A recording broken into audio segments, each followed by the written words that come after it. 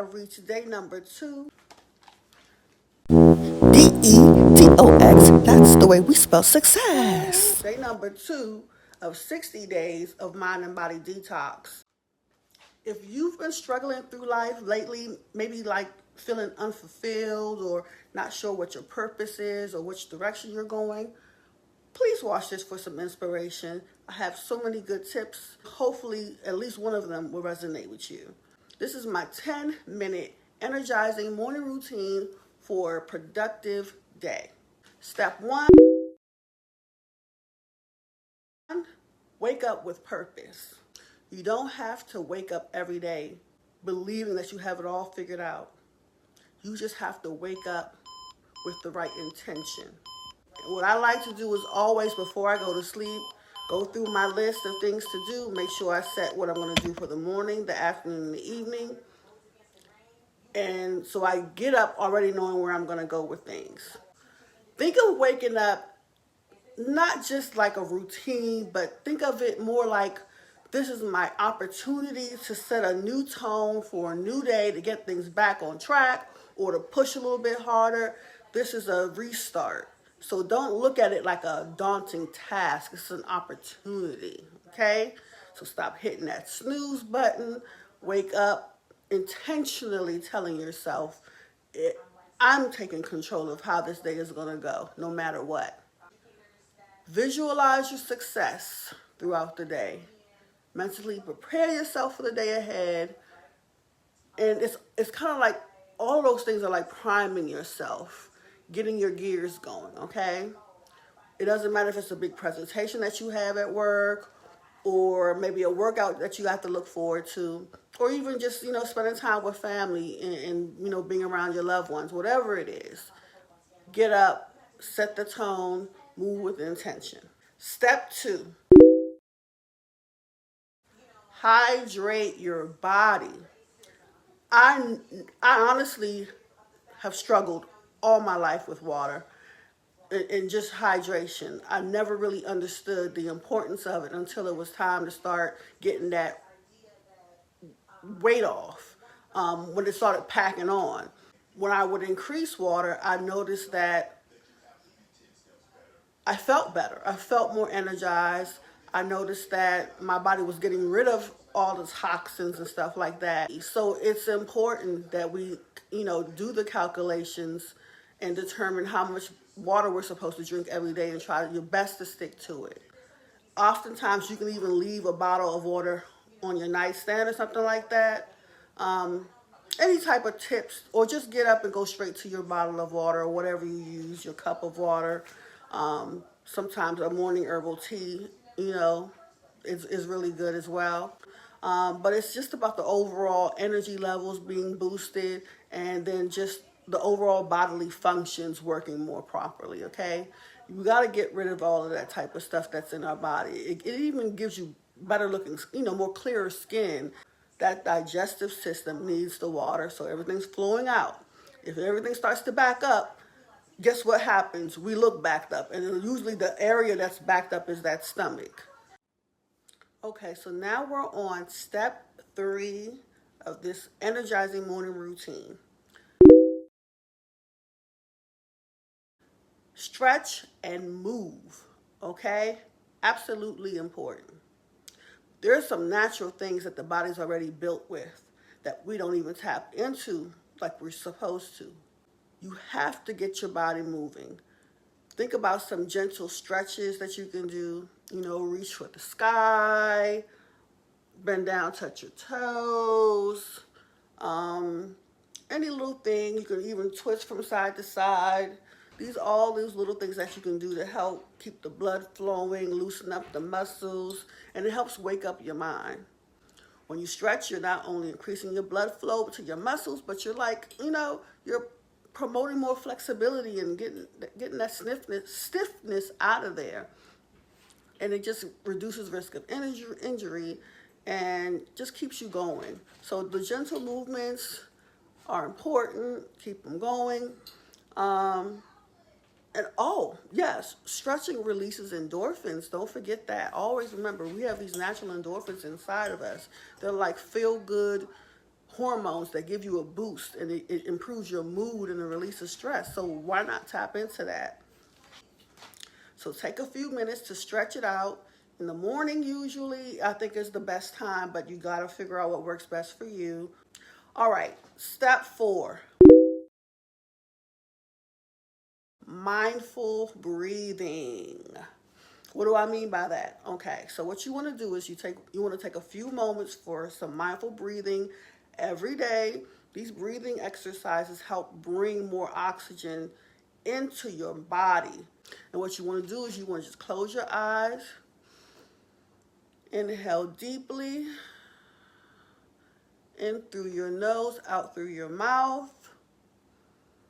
Sometimes you can do it, I like to do it up to 3 times. By the 3rd time, I feel way more relaxed, no matter what it is, the situation, whether you're dealing with anxiety or something that just threw you off, something that startled you, or just, you're worrying about something. That's always a really good tip, because you're sending oxygen to the brain and you're bringing yourself down from a heightened state.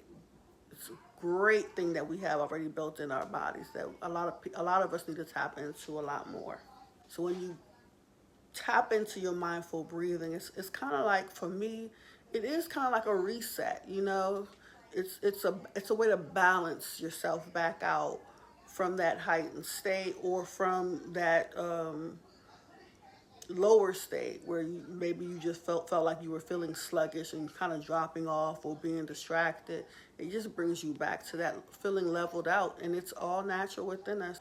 It's all about having control over yourself, which is, I've seen so many things, I'm sure y'all have too. A lot of us need to tap back into that control over our own selves. It just helps life flow a whole lot better. But again, back to the point, deep inhale through your nose, slow exhales through your mouth. It signals the body that it's time to relax and unwind and just reset, okay? A lot of people don't even realize it taps into the nervous system. It's often referred to as the rest and digest system, because it helps counteract the stress that our body typically responds. How do I want to say it? Our body typically responds, or our minds, to stress by, doing something impulsive or having random thoughts, intrusive thoughts. So it's again a skill that we need to implement more often, so it becomes the norm, instead of overreacting to things or projecting and all these other defense mechanisms that a lot of us have developed. Okay? All right. The overall goal is to have peace of mind, right? And I hope that's what you're picking up on as I'm going through these things. You really are able to bring yourself back to a state of balance and peace when you're implementing these things. All right? All right. Step 5. Express gratitude. Whew, it's something that I've learned in my practice for years, that some people just weren't. Some people weren't taught that. But then there are some people where it wasn't instilled consistently enough. So we got some of us are grown-ups out here that don't know how to express gratitude. I will say this, even though you may know how to express gratitude, oftentimes some of us don't express it enough. And we don't think about the benefits that it has to ourselves sometimes. And maybe that's what the issue is. You lose nothing when you express gratitude. So practicing gratitude, it just sets a positive tone for the day ahead. You can get up expressing gratitude. Thank you, Lord, or whoever you pray to or believe in, or if it's yourself, just thank you for another day. You can take a moment to reflect on a few things that, you accomplished. You can reflect on a few things that you're grateful for, whatever it is, and you can express it just outwardly. You're projecting that healthy, positive energy. No one has to be there to listen to you. It can even be something as simple as, the sunshine streaming through your window, or the smell of fresh coffee brewing. I have a alternative to coffee that I've been trying. So I think of, what is it? Roasted dandelion, or the smell of roasted dandelion tea could be something that makes you feel grateful. And it really does for me when I think about it, because I always wanted to figure out what else I can do besides drink coffee. So hopefully that's another tip that some of you watching can consider and share with other people. Roasted dandelion tea is a great alternative to coffee. Um, it's when you find alternatives, it's not a replica, but you get that roasted flavor. And coffee alone, in my opinion, was never good anyway. I always drowned it with cream and sugar. So try some roasted dandelion tea. It's good for you. When you take the time to acknowledge and appreciate the good things in your life, it's like it doesn't even matter how small it is. It's like you're just pretty much shifting your focus away from what's lacking, which a lot of us need to work on, let's be honest, and you're like moving your energy more towards what you have and reminding yourself to be grateful for those things. Sometimes we focus so much on what we don't have, and we hold on it so long it becomes bigger than everything else that we're blessed with. And it's just not healthy. All right? So that's enough about gratitude. But I do want to say this. I did recently see some research about just expressing gratitude regularly. It really improves your overall health. It really does. Because if you understand that if you understand the saying that stress kills, which I don't know who can debate that, you should also understand the opposite. Happiness makes you healthier. So pretty much just want to make sure I implement this stuff more often myself, because this is my plan. I'm going to take a moment each morning to pause, reflect on the things that make me grateful, and think about things that are around me, even if it's the smaller things, and just project more positive energy. I even don't do enough positive affirmations, so I'm even going to implement that more often. Step 6, fuel your body. Now for me, I don't get up early and eat breakfast anymore. I just don't even have the appetite for it. So I still eat breakfast. I just don't eat it until closer to like 12 p.m. And I just make sure that I start off with like eggs or fruit or greens. I love like veggie scram. If you ever see me do, I feel like I'm going to do a breakfast. I might even implement something like that in the video, but I will have more onions and peppers than the actual eggs, and that's my veggie scram. But I love all of those things put together, and so that's the kind of thing that I do, and it works for me. So you just got to figure out what works for you. If you are a breakfast person, just make sure that you're not starting your body off with anything that's unhealthy and too heavy, because it sets the tone for the rest of your day. If your body has to fight hard to digest, process things, then it makes you sluggish and you're going to struggle because it sets the tone for the rest of the day. So think about the things that you put into your body in that way. I don't want to clog up my system. And I'm going to get more into that in upcoming videos, so stay tuned for that. Oh, and I do want to mention that even though I don't start my morning off with an actual meal, I don't really eat until like maybe 11 or 12, I do have my morning herbal tea, or I'll have warm water with lemon. That's kind of like how I like to, it's more like a flush. In my mind, that's how I picture it. So I'm helping the body just flush anything that's remaining out that it's trying to digest, and then I eat a little bit later. You want to just think about things that are just nutritious for your body in general, overall. And unfortunately, we're not necessarily taught these things in a lot of our households. So we get older and our body starts to back up, and we're noticing that things that aren't flowing through like it should, and then we start thinking, I need to change my diet. Sometimes some people don't even think about it until an actual diagnosis happens, and then you're told to change your diet. But hopefully we'll implement these things in terms of like later, coming generations and the younger generation. I have definitely done that with my child. It's important that we understand everything that we put into our body has a purpose, good or bad.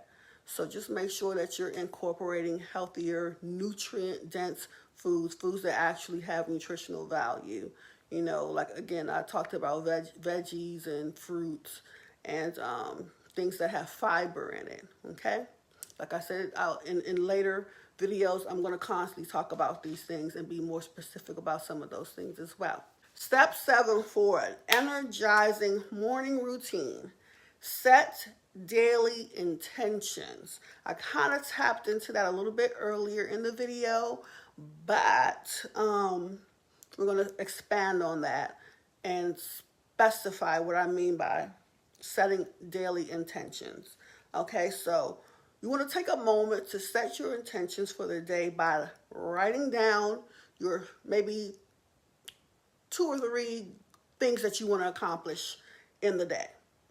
You want to be specific and you want to make sure it's realistic because we only have 16 hours left besides the hours that we're sleeping. Some of us a little more, a little less, depends on how many hours you sleep in a day. But you want to make sure you have a clear plan of action that, it helps you stay focused. So if you check your notes, by 12 o'clock, I should have accomplished this. By 3 o'clock or 4 o'clock, I should have accomplished this. So those are your tasks, okay? It just helps you flow better through your day.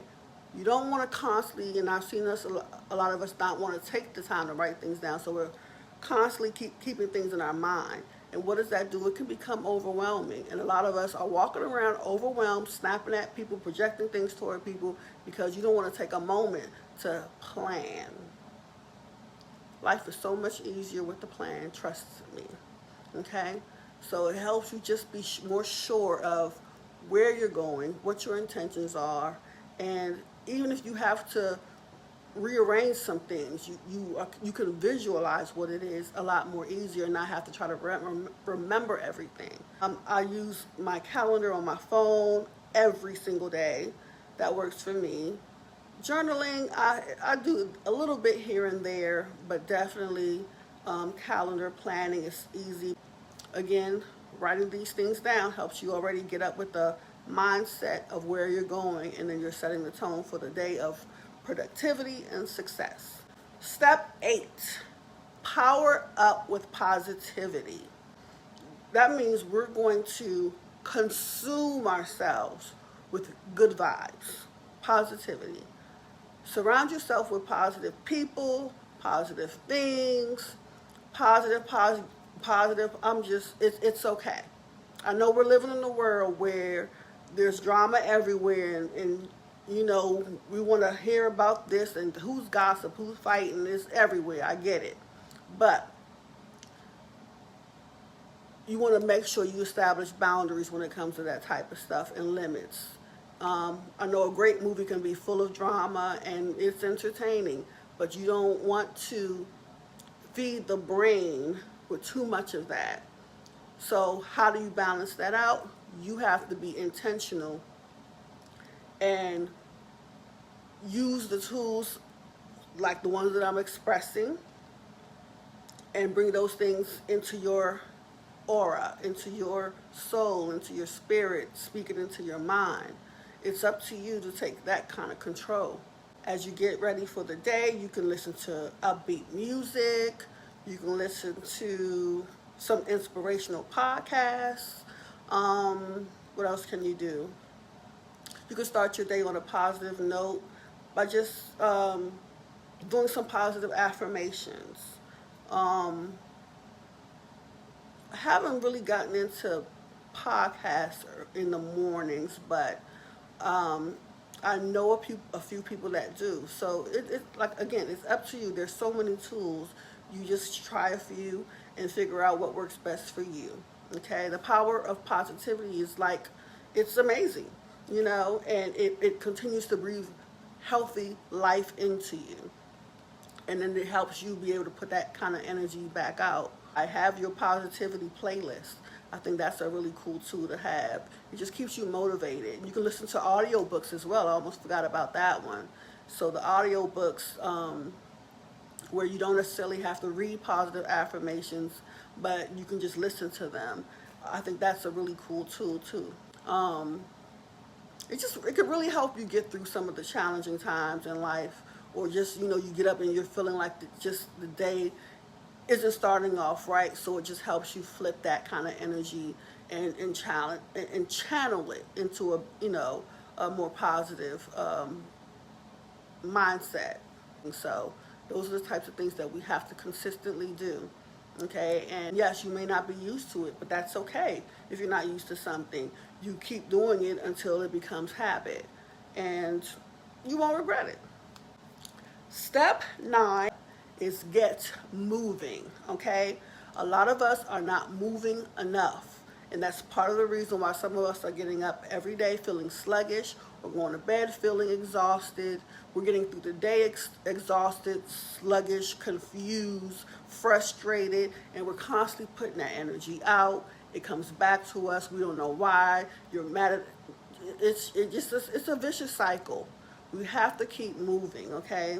We have to. It's even a part of why some of us have digestive systems that are a mess, that are stopped up, because you're putting things into your body that you probably shouldn't be putting into your body, and then it can't even come out properly, and you're all backed up. And then what does that turn into? How you feel inside, and then you feel like crap, and then you act like crap, and then it becomes a cycle.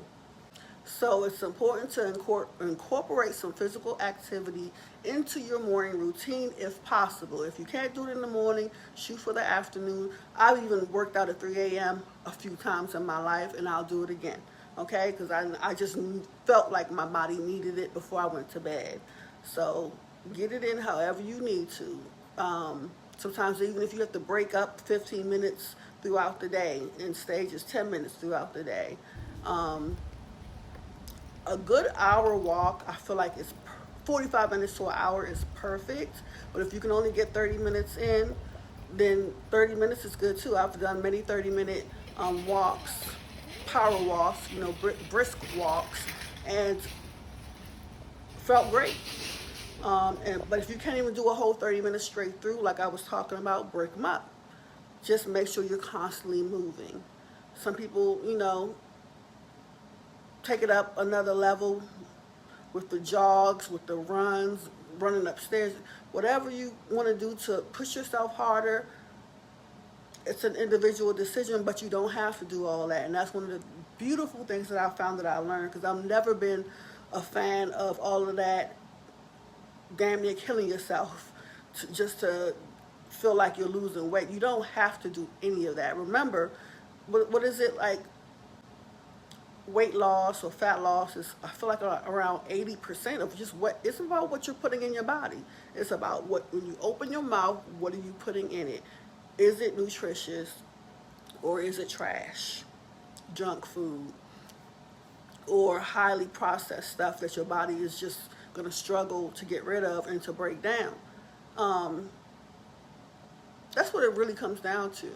So the walking, brisk walking, is really all you need. You can add body weight training or resistance training. That doesn't have to be anything heavy either, because if you're not trying to bulk up, you don't need to do anything heavy. Those types of movements, the resistance training and the body weights, those types of things, they just help promote lean muscle. So it gives your body a shape. It tones. So if you're just walking, you can slim down, but you'll look a certain way. And I don't know how to describe it, but you can look up what a runner looks like. If you want more shape, more tone, curves, then you'll have to implement the body weight type of stuff or lightweight type of stuff with higher reps. That's some of the stuff that I've studied and learned, and those are some of the things that I've been working on, and I'll continue to work on it, and I'll show you all some of those things that I've been working on as well. All of these things play a part in our mood and in our energy, how we feel, the energy that we put out and take in. It all comes together. It's like putting all the pieces together for a puzzle, so it all paints a beautiful picture. That was kind of weird, but anyway, hopefully you get that. I think people don't prioritize physical health enough. A lot of us are having these diagnoses and these conditions, and it wouldn't even be an issue if you were putting the right things in your body and moving your body. Step 10. Step 10 is to review and reflect. And this is what I was saying earlier, how before I go to bed every day, I go through what happened in my day, and in my calendar, I go through all the things that I can check off, and then I make adjustments. Before you dive into your day, you take a moment to review your goals and your intentions. You reflect on how you're feeling, take it all in. You make any adjustments that you need to make. You do a brief check-in, how do you feel? Do you feel balanced? Do you feel off a little bit? You look at what your priorities are, and then you can gauge with all of those things and make the most of your day going forward or the next day. So you should always want to take the time to reflect. I feel like reflecting should always be a daily thing. In my previous video, I talked about self-check Saturdays, because by the end of the week, you always want to look at the whole week, as because some of these days do go by fast. So by the end of the week, you want to look at how things went and make your adjustments before a new week begins. So a brief check-in doesn't hurt. I feel like we don't check ourselves enough. I was talking to my sister about this not too long ago, how you have better awareness. You don't have to wait for somebody else to tell you what you're doing and what you did all the time. If you take a moment and do your own self-checks, check yourself, question yourself, look at different options, different alternatives. Everything that doesn't have to be resolved one way. Look at all options and be honest with yourself about decisions that were being made. This all helps us to just improve ourselves. It's personal development. Hopefully we are all striving to be better people. I sure am. We're always supposed to be growing, if that's what you believe. I sure do. That's life. We're going to be constantly learning, constantly taking information in. You take it in and you do with it what you need, and hopefully you grow from it. So by making these things a priority, especially the part where we're doing reviews and self-checks, it just gives you a boost, because you're not confused about why this and where am I and what am I doing. Hopefully you're writing things down, and it doesn't hurt to consult with people to get some ideas and get some opinions. That's part of the reason why I've been doing the things that I do, because I love the idea of us opening up more to communicating instead of holding so much in. So that's one of I feel like my life's purpose is to get people to talk about things and feel understood, or at least open up the opportunity of feeling understood. Okay, so by making this a practice, it becomes a habit. And once you do that consistently, it just becomes empowering. You are in control of your happiness. So constantly work on it, be intentional, make the most of each and every day, live with intention, and live with purpose. Bye. See you next time. Hopefully tomorrow. This editing stuff. Woo! But I'm going to keep going.